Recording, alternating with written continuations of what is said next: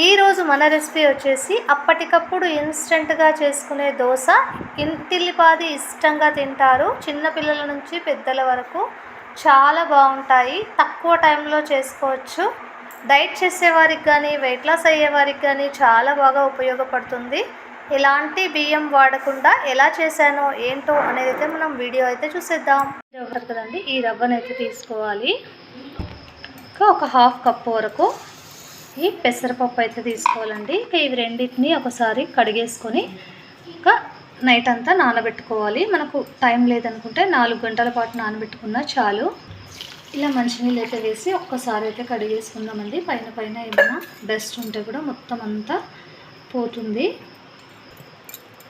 ఇలా మంచినీళ్ళు అయితే వేసుకొని ప్లేట్ అయితే మూత పెట్టేసుకుందాం. ఇలా మార్నింగ్ అయితే మిగతా ప్రాసెస్. అదేవిధంగా హాఫ్ కప్పు వరకు మినపప్పు అయితే తీసుకొని సెపరేట్గా నానేసుకోవాలి. ఇందులోనే కొద్దిగా అటుకులు వేసి నానబెట్టుకుంటే చాలా బాగుంటాయి. ఇలా మొత్తం ఒకసారి ఒక 2-3 సార్లు కడిగేసుకున్నామంటే దీంట్లో డస్ట్ కూడా మొత్తం అంతా పోతుందండి. ఇలా 2-3 సార్లు అయితే కడిగేసుకుని ఇలా వాటర్ మొత్తం నిండా వేసుకొని చూసారా మార్నింగ్ కల్లా ఎంత బాగా నానిందో. ఈ రవ్వ అలానే పెసరపప్పు అయితే చాలా బాగా నానింటుంది. ఫస్ట్ అయితే ఈ వాటర్ అయితే వంపేసుకుందాము. చూసారా ఇలా వాటర్ అయితే మొత్తం వంపేసుకొని పక్కన పెట్టేసుకుందాం. అదే విధంగా ఇక్కడ మినపప్పు అలానే ఈ అటుకులు వేసుకున్నాం కదా, ఇవి కూడా చాలా బాగా మెత్తగా నానింటాయి. ఇవైతే మిక్సీకి అయితే వేసుకోవడమే. ముందుగా ఒక మిక్సీ జార్ అయితే తీసుకొని ఇందులో ఫస్ట్ మినపప్పు అలానే అటుకులు అయితే వేసుకోవాలి హాఫ్. అదేవిధంగా ముందే నానబెట్టుకున్న ఈ రవ్వ పెసరపప్పు కూడా వేసుకొని మెత్తగా మనకు దోసపిండి బ్యాటర్ వచ్చేలా అయితే గ్రైండ్ చేసుకోవాలి. ఇలా కొద్దిగా వాటర్ వేసుకొని మెత్తగా గ్రైండ్ చేసుకుందాం. చూసారా ఇలా మెత్తగా అయితే గ్రైండ్ చేసుకోవాలి. ఒక బౌల్లో అయితే వేసేసుకుందాం. చూసారా ఇలా వెడల్పాటి బౌల్లో వేసుకున్నామంటే వేసుకోవడానికి చాలా బాగుంటుంది. చూసారా ఇలా గ్రైండ్ చేసుకోవాలి. మిగతాది ఒకసారి అవుతుందండి. అదేవిధంగా మరొక్కసారి అయితే ఇలానే వేసుకోవాలి. ఒకసారి ఫస్ట్ మినపప్పు ఇది వేసుకొని తర్వాత రవ్వ వేసుకోవడమే. అదేవిధంగా రవ్వ కూడా వేసుకోవడమే అండి.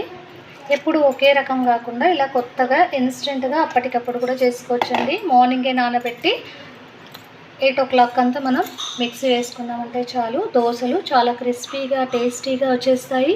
ఇలా వేసుకొని మిక్సీకి అయితే వేసేసుకుందాం. చూసారా ఇలా మెత్తగా అయితే ఎంత బాగా వచ్చిందో దోసపిండి అయితే. బౌల్లో చూసారా ఎంత బాగుందో.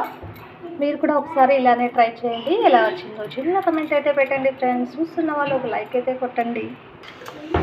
ఇందులోకే తగినంత సాల్ట్ అయితే వేసుకొని అదేవిధంగా కొద్దిగా ఇన్స్టెంట్గా చేస్తున్నాం కాబట్టి కొద్దిగా వంట సోడా వేస్తే దోశలు చాలా బాగా వస్తాయండి. పిండి అయితే ఒకసారి మళ్ళీ బాగా కలిపేసుకుందాము. సాల్ట్ అంతా కరిగే వరకు ఇలా 1 గంట ముందు అయితే నానబెట్టుకున్నామంటే దోశలు చాలా బాగా వస్తాయి. ఇందులో పల్లి చట్నీ పెన్న వేసుకొని కొద్దిగా వాటర్ అయితే ఇలా జల్లించుకుంటే బాగుంటుంది. అదేవిధంగా ఆయిల్ ఆనియన్ ఇలా ఒకసారి రుద్దామంటే మనకు విరిగిపోకుండా దోశలు ఈజీగా వచ్చేస్తాయి. నార్మల్ దోశలానే మనం ఇవి ఇలా వేసుకోవడమే అండి. ఎప్పుడు ఒకే రకం తిని బోర్ కొట్టిండొచ్చు. ఇలా కొత్తగా చేసి పెట్టారంటే ఇంటిల్లిపాది ఇష్టంగా తింటారు. చూసారా మనకు ఎలా కావాలంటే అలా వేసుకోవచ్చు. లైట్గా ఇలా ఆయిల్ అయితే పైన చల్లుకున్నామంటే బాగుంటుంది.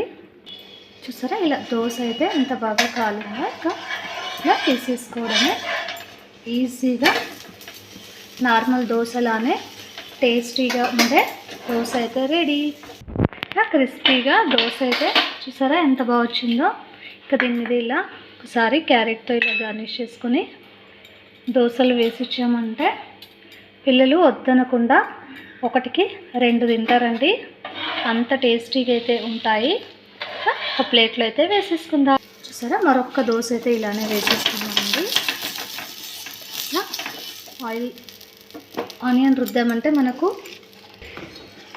దోశలు విరిగిపోకుండా ఈజీగా వచ్చేస్తాయి. ఒక 2 గరిటెల పిండి అయితే వేసేసుకొని మనకు పెద్దగా కావాలంటే పెద్దగా ఇలా వేసుకోండి. చాలా క్రిస్పీగా మందం కావాలంటే మందం కూడా వేసుకోవచ్చండి. ఇలా బాగా రెడ్గా అయ్యాక ఇలా నెమ్మదిగా తీసేసుకోవాలి. చూసారా క్రిస్పీగా వచ్చేస్తుంది దోశ మటుకు. చూసారా ఇలా.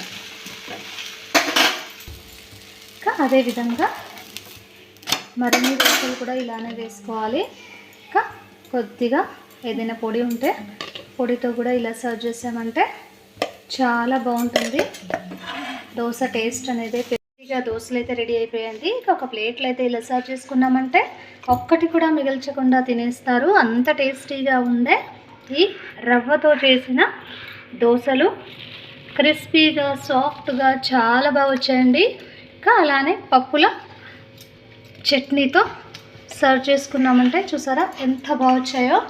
ఇంకా టేస్ట్ అయితే చూసేద్దాం. సాఫ్ట్గా నోట్లో వేసుకుంటే కరిగిపోయేలా ఉండే ఈ దోశ. ఈ వీడియో కనుక మీకు నచ్చినట్టయితే లైక్ చేయండి, షేర్ చేయండి, సబ్స్క్రైబ్ చేసుకోండి, పక్కన బెల్ ఐకాన్ నొక్కండి. మేము చేసే ప్రతి రెసిపీ అండ్ బ్లాగ్ మీకే ముందుగా నోటిఫికేషన్స్ అయితే వస్తాయండి. మరిన్ని వీడియోస్తో మేము ముందుకు చూద్దాం. Bye friends, thanks for